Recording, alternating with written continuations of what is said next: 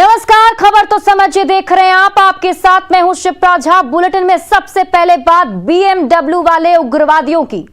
जरा सोचिए, जो नक्सली या उग्रवादी गरीबों के हक की बात करते हैं, भोले भाले आदिवासियों को बरगलाकर उन्हें व्यवस्था के खिलाफ खड़ा करते हैं, वो करोड़ों की गाड़ियों से हथियारों की सप्लाई करते हैं। यह खुलासा तब हुआ जब रांची पुलिस ने 3 हथियार सप्लायरों को पकड़ा है।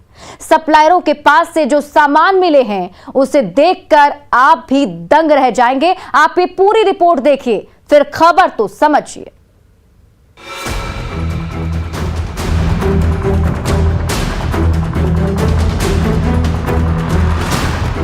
महंगी मॉडिफाइड गाड़ी जिसकी कीमत तकरीबन 50 लाख के आसपास है। ये वो महंगी गाड़ी है जो हर तरह के रास्ते पर चल सकती है, जंगली इलाकों में भी आसानी से रास्ता तय कर सकती है। इस गाड़ी पर पंजाब का नंबर है। अब जरा इस बीएमडब्ल्यू पर भी नजर डालिए। इस गाड़ी की कीमत तकरीबन 1.5 करोड़ रुपए है, जिसका नंबर यूपी का है। ये दोनों गाड़ियां रांची के धुरवा थाने के कैंपस में खड़ी हैं। ये महंगी गाड़ियां शौक पूरा करने के लिए या सवारी करने के लिए नहीं, बल्कि हथियार सप्लाई में इस्तेमाल की जाती थी। देख सकते हैं ये जो लग्जरी गाड़ियां हैं बीएमडब्ल्यू, और साथ में ये जो मॉन्स्टर अगर कहा जाए तो जीप की तरह मॉडिफाई की हुई गाड़ी है। और ये भी गाड़ियों से जो नक्सलियों को सामान सप्लाई की जाती थी, वहीं हथियारों की सप्लाई भी इन्हीं गाड़ियों से की जाती थी, जो बताता है कि इन दिनों जो नक्सली या फिर उग्रवादी हैं, उनके जो सप्लायर हैं, जो उनके स्प्लिंटर्स हैं, वो कहीं ना कहीं अब काफी ज्यादा पैसे कमा रहे हैं, जिस वजह से ये महंगी गाड़ियां ले रहे हैं। जाहिर है आपके मन में सवाल कौंध रहे होंगे कि ये गाड़ियां हैं तो किसकी। तो जवाब है ये 3 चेहरे। लाखों और करोड़ों की कीमत की ये गाड़ियां इन तीनों के पास से पुलिस को मिली हैं। हथियारों की सप्लाई करने वाला ये है अमीर चंद कुमार। पुलिस के शिकंजे में आया ये है आर्या कुमार, और ये है उज्जवल कुमार साहू। इन तीनों को पुलिस ने एक होटल से गिरफ्तार किया है। इनका सीधा संबंध पीएलएफआई सुप्रीमो दिनेश गोप से बताया जा रहा है, और उसी के इशारे पर ये हथियारों की डिलीवरी करते थे। शहरी इलाकों में लेवी के पैसे वसूल कर करोड़ों की गाड़ी इन सप्लायरों ने खरीदी है। इनके पास से जंगलों में टेंट बनाने का सामान और स्लीपिंग बैग भी भारी मात्रा में मिले हैं। देख सकते हैं कि उग्रवादियों को जो सामान सप्लाई किए जा रहे थे, उस पे टेंट बनाने का सामान भी है। देख सकते हैं ये टेंट बनाने का सामान है, जो कि 15 बैगेज ऐसे मिले हैं पुलिस को। वहीं पर स्लीपिंग बैग, जिसका इस्तेमाल नक्सली या फिर उग्रवादी जो हैं वो जंगलों में रात बिताने को लिए करते हैं, वो सामान भी बरामद हुए। काफ़ी संख्या में पुलिस को ये सामान बरामद हुए। वहीं पुलिस को ये भी सूचना थी कि इनके पास हथियार भी है, हालांकि अब तक हथियार पुलिस को बरामद नहीं किए हो पाए हैं। उग्रवादियों के सप्लायरों के पास से बीएमडब्ल्यू और मॉन्स्टर जीप जैसी गाड़ियों का मिलना बता रहा है कि इनकी जड़ें कितनी गहरी है। हालांकि सप्लायर गिरोह का मास्टरमाइंड अब भी पुलिस के शिकंजे से दूर है। न्यूज़ 18 के लिए रांची से ओम प्रकाश की रिपोर्ट।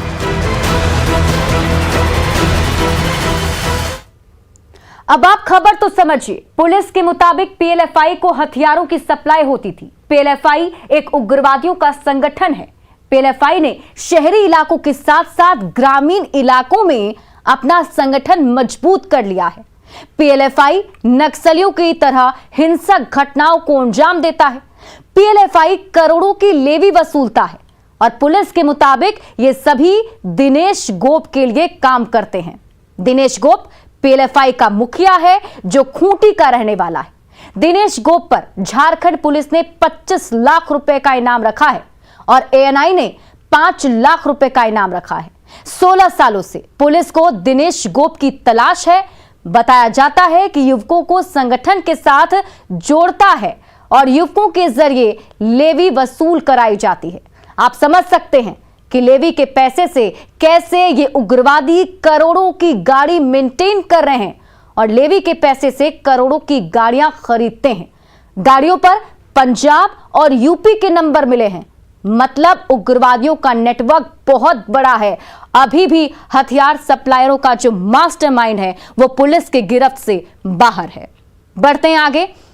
जरा सोचिए, जो राज्य गरीब है, राज्य की ज्यादातर आबादी जरूरी चीजों के लिए जूझ रही हो, वहां के सीएम अगर प्रचार तंत्र को मजबूत करने के लिए करोड़ों रुपए खर्च करेंगे तो इसे आप क्या कहेंगे? झारखंड के सीएम हेमंत से जुड़ा एक बड़ा खुलासा हुआ है। हेमंत सोरेन सोशल मीडिया पर करोड़ों रुपए खर्च कर रहे हैं और इसका खुलासा आरटीआई के जरिए हुआ। आरटीआई कार्यकर्ता सुनील महतो ने जानकारी मांगी थी और जानकारी में यह बात सामने आई कि हेमंत सोरेन ट्विटर पर 1.25 लाख रुपए का खर्च कर रहे हैं। 3 साल के लिए एक कंपनी से 13 करोड़ में करार हुआ है। बड़ा सवाल है कि गरीब राज्य के सीएम के प्रचार पर करोड़ों का खर्च हो रहा है।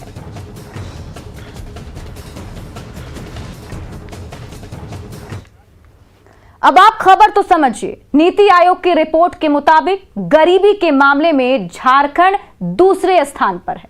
देश के सबसे गरीब 3 राज्यों में झारखंड शामिल है।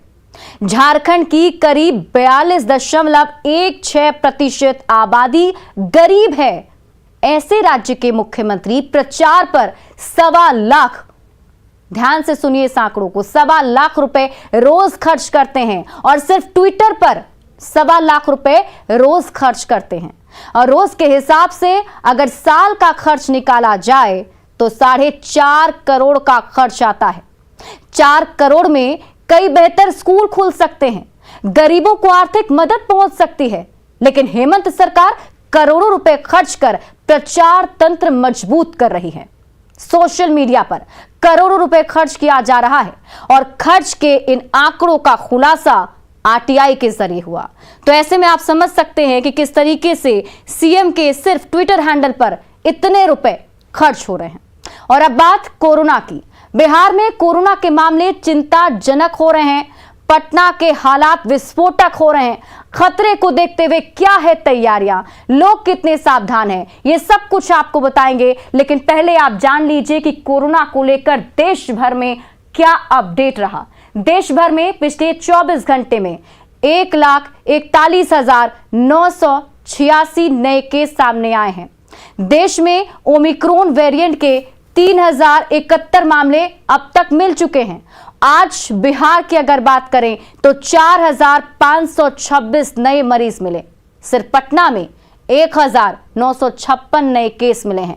मतलब कुल केस में कोरोना बेकाबू होता जा रहा है। आज 4,000 से ज्यादा केस आए। जाहिर तौर पर मामला गंभीर होता जा रहा है, जिससे निपटने के लिए तैयारियां भी तेज हैं।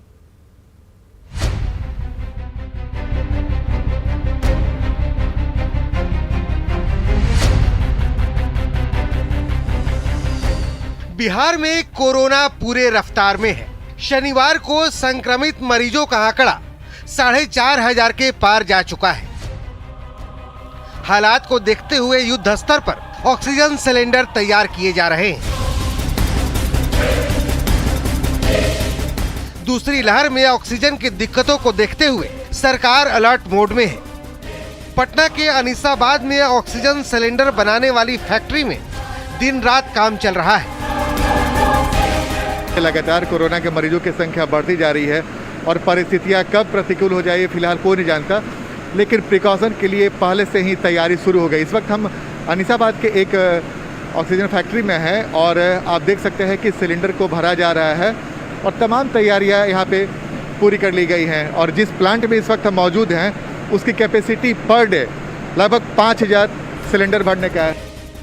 पटना में हालात हर दिन चिंताजनक हो रहे हैं। पटना हॉट स्पॉट जोन बनता जा रहा है। राजधानी पटना में कोरोना की रफ्तार तकरीबन 14% तक पहुंच चुकी है। कोरोना के बढ़ते मामले को देखते हुए पटना में मीठापुर सब्जी मंडी को गर्दनीबाग स्टेडियम में शिफ्ट कर दिया गया है। प्रशासन ने मीठापुर सब्जी मंडी को वहां से हटाकर गर्दनीबाग स्टेडियम में शिफ्ट किया है और अभी हम गर्दनीबाग स्टेडियम में खड़े हैं और स्टेडियम की जरा तस्वीरें देखिए कि ये पूरा हाट जो है वहां गर्दनीबाग स्टेडियम में लगाया गया है और कोशिश इस बात की गई है कि जहाँ पे मीठापुर में जो काफ़ी छोटा जगह होता था, कंजेस्टेड होता था, जिसके कारण पूरे स्टेडियम में यहाँ पे हाट लगाई गई है, जिसके कारण दूरी ज़्यादा बन सके, लोगों के में सोशल डिस्टेंसिंग रह सके, और ये कोशिश की गई है। लोगों की लापरवाही का ही नतीजा है कि हालात विस्फोटक होते चले जा रहे हैं। लाख पाबंदियों के बावजूद लोग बेअसर हैं, जो बिल्कुल जानलेवा है। मास्क लगा के वैक्सीन लिए हुए तो मास्क क्यों लगाएं? मास्क तो वैक्सीन लेने वालों को मास्क नहीं लगाएगा, ये लगाना जरूरी है, बाकी हम लोग नहीं लगा रहे हैं सर। तो लेकिन लापरवाही है ना। हाँ, लापरवाही है। ये वक्त कुतर्क का नहीं बल्कि सतर्क रहने का है, क्योंकि कोरोना की दूसरी लहर से तीसरी लहर कहीं ज्यादा तेज है। आपकी सावधानी ही आपका सबसे बड़ा शस्त्र है। पटना से न्यूज़ 18 के लिए आनंद अमृतराज के साथ रवि एस नारायण की रिपोर्ट।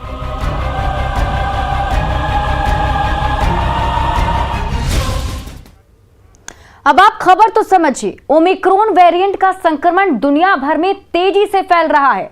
इस बीच विश्व स्वास्थ्य संगठन ने एक बड़ी चेतावनी दे दी है। WHO ने कहा है कि ओमिक्रॉन जितनी तेजी से फैलेगा, उतनी ही जल्दी वायरस के नए वेरिएंट के आने की आशंका है। तैयारी इसलिए युद्ध स्तर पर की जा रही है। बिहार के सभी 38 जिलों तक कोरोना फैल चुका है। 300 प्रखंड तक बीमारी फैल चुकी है। रफ्तार कितने तेज है, ये आप आंकड़ों को देखकर, हर दिन के आंकड़ों को देखकर समझ सकते हैं।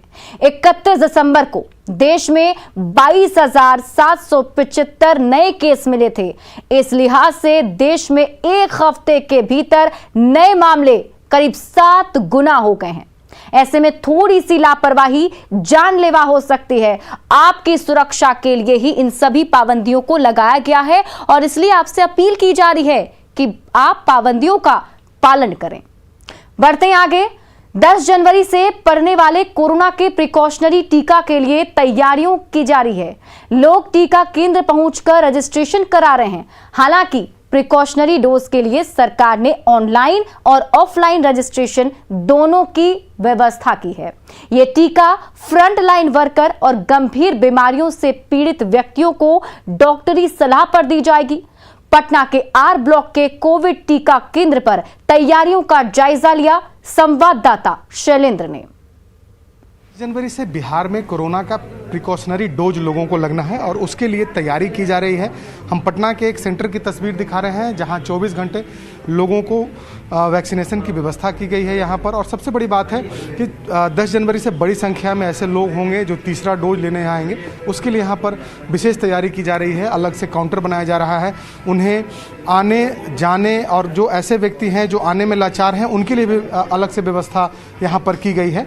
हमारे साथ यहाँ के इंचार्ज मानसून मोहंती हैं, इनसे हम बात करते हैं क्या क्या तैयारियां हैं, क्योंकि अब 10 तारीख से बड़ी संख्या में तीसरी डोज के लिए भी लोग आपके पास आएंगे। जी हाँ, अभी हमारे पास 2 मतलब टाइप का चुनौती है। एक, हम 15 से 18 जो बच्चे हैं उनको भी हम वैक्सीन करा रहे हैं। साथ ही साथ 10 तारीख से आपका हेल्थ केयर वर्कर या फ्रंटलाइन वर्कर जो ले उनको भी हम वैक्सीनेशन यहाँ पे प्रिकॉशनरी डोज पड़ना शुरू होगा। साथ ही साथ जो 60 से ऊपर हैं, जो कोमोर्बिडिटी के साथ ग्रसित हैं, उनको भी प्रिकॉशनरी डोज पड़ना जा रहा है। तो इसलिए हम लोग स्प्लिट कर दिए हैं।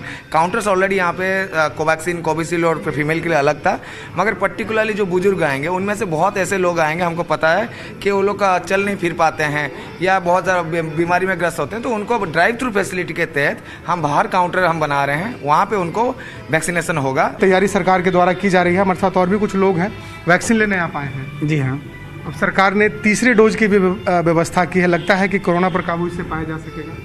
हाँ, बहुत हद तक प्रोटेक्टिव है और लेना भी चाहिए। इसलिए फ्रंट लाइन वर्कर्स एंड जो कोमोर्बिड इलनेस से ग्रसित हैं उनको दिया जा रहा है। तो मैं भी बूस्टर डोज ही लेने आया हूँ एज ए डॉक्टर।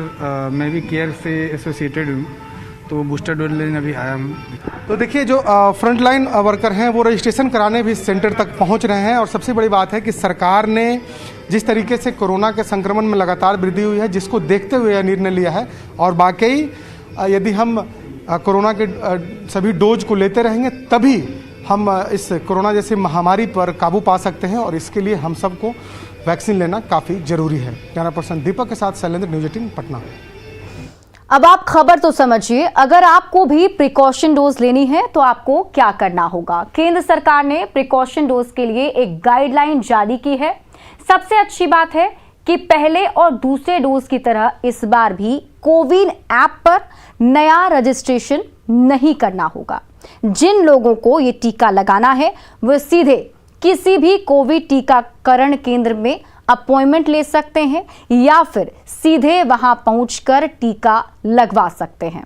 जिन वरिष्ठ नागरिकों को डोज लगवानी है वो सीधे टीकाकरण केंद्र पर जाएं और वहां जाकर आप टीका ले सकते हैं। तो इसमें इस बार ज्यादा कुछ दिक्कतें नहीं आएंगी, हर कोई आसानी से प्रिकॉशन डोज ले सकता है। बढ़ते हैं आगे। पंजाब में प्रधानमंत्री की सुरक्षा में हुई चूक के बाद भी कांग्रेस नेता अपनी गलती मानने को तैयार नहीं है। पंजाब के सीएम चरणजीत सिंह चन्नी ने पीएम के लिए अमर्यादित शब्दों का प्रयोग किया तो बिहार में आरजेडी ने भी शब्दों की मर्यादा लांघ दी, जिसके बाद बिहार की सियासत एक बार फिर से गर्म है। कांग्रेस की संस्कृति दर्शाती है पंजाब में जो कुछ भी हुआ बेहद दुर्भाग्यपूर्ण, मर्यादित नहीं है। पंजाब में पीएम की सुरक्षा में हुई चूक पर सियासत तेज है। विपक्ष के नेता लगातार बयानबाजी कर रहे हैं। इस गंभीर मुद्दे पर हो रही सियासत में आरजेडी भी कूद पड़ा है, लेकिन छोटी सोच और ओछी भाषा के साथ पहले इस ट्वीट को पढ़िए और इसकी भाषा देखिए। बिन हमले के ही जिंदा बच आने की कला की खोज करने वाले को कोटि कोटि प्रणाम। ये शब्द देश के प्रधानमंत्री के लिए इस्तेमाल किया गया है, जो कि आरजेडी ने अपने वेरीफाइड ट्विटर हैंडल से ट्वीट किया है कि आरजेडी की ये भाषा उसकी सोच को बताने के लिए काफी नहीं है। क्या हमला होता और पीएम को नुकसान पहुंचता तो आरजेडी को अच्छा लगता? क्या विपक्ष को हर चीज में सबूत चाहिए? पीएम के विरोध का मतलब ये तो नहीं कि गंभीर मामले पर भी इस तरह की बयानबाजी की जाए, लेकिन विपक्षी नेता इससे बाज नहीं आ रहे हैं। पंजाब के मुख्यमंत्री चरणजीत सिंह चन्नी ने भी एक रैली में पीएम के लिए तू शब्द का इस्तेमाल किया और फिर सुरक्षा चूक वाले मामले पर तंज कसा। चन्नी के बेतुके बोल पर बिहार के नेताओं ने पलटवार किया है और इसे अमर्यादित भाषा बताया है। और ये सीधे कांग्रेस की संस्कृति दर्शाती है। कांग्रेस की भाषा इसी प्रकार की है। कांग्रेस में जो हत्या की राजनीति होती रही है, और मुझे लगता है कि प्रधानमंत्री के साथ भी कांग्रेस के लोग यही करना चाहते थे। पंजाब के माननीय मुख्यमंत्री जी का इस तरह का बयान बेहद दुर्भाग्यपूर्ण है। यह उनके राजनीतिक और मानसिक दिवालियेपन को दर्शाता है। किसी भी राजनीतिक व्यक्ति को भाषा का मर्यादा का ख्याल रखना चाहिए, और वो देश के माननीय आदरणीय प्रधानमंत्री जी को लेकर के जो टिप्पणी कर रहे हैं, जिन शब्दों का प्रयोग पंजाब के माननीय मुख्यमंत्री जी ने किया है, इसे उचित नहीं ठहराया जा सकता है। रही बात एक शब्द तुम की, आप पश्चिमी यूपी में जाइए, लोग अपने पिताजी को भी तुम बोलते हैं, और बाबूजी तुम तो सुनते नहीं हो। तो क्या इसमें बाबूजी का अपमान है? नहीं। हरियाणा में ये बोली जाती है, राजस्थान में कई जगहों बोली जाती है। ये भाषाई विविधता है। पंजाब में प्रधानमंत्री के काफिले को जहां रोका गया था, वो जगह पाकिस्तान बॉर्डर से महज 30 किलोमीटर की दूरी पर है। सवाल है कि क्या अब देश और प्रधानमंत्री की सुरक्षा पर भी ऐसी ही सियासत होगी?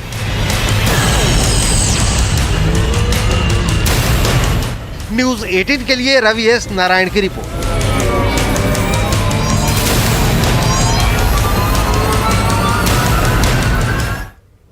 अब आप खबर तो समझिए कि पूरा मामला क्या है और अब तक चूक मामले में क्या कुछ हुआ है। 5 जनवरी को प्रधानमंत्री एक चुनावी रैली करने पंजाब दौरे पर गए थे। खराब मौसम होने की वजह से उन्हें सड़क से यात्रा करनी पड़ी थी, लेकिन तभी हाईवे पर उनके काफिले को रोकने के लिए कुछ किसान प्रदर्शन करने उतर आए। प्रदर्शनकारी किसानों के चलते पीएम के काफिले को एक फ्लाईओवर पर करीब 20 मिनट तक रुकना पड़ा, जिसे प्रधानमंत्री की सुरक्षा में बड़ी चूक बताया गया। गुरुवार को पूरे मामले पर पीएम ने राष्ट्रपति से मुलाकात की थी। जांच के लिए गृह मंत्रालय ने 3 सदस्यीय कमेटी गठित की है। केंद्र की टीम ने फिरोजपुर पहुंचकर अपनी जांच भी शुरू कर दी है। पंजाब सरकार की तरफ से भी एक हाई लेवल जांच कमेटी का गठन किया गया है। पीएम मोदी की सुरक्षा मामले में चूक के मामले को लेकर सुप्रीम कोर्ट में फिलहाल सुनवाई जारी है। और फिलहाल इस बुलेटिन में अभी के लिए बस इतना ही, लेकिन न्यूज़ 18 बिहार झारखंड पर खबरों का सिलसिला लगातार जारी है।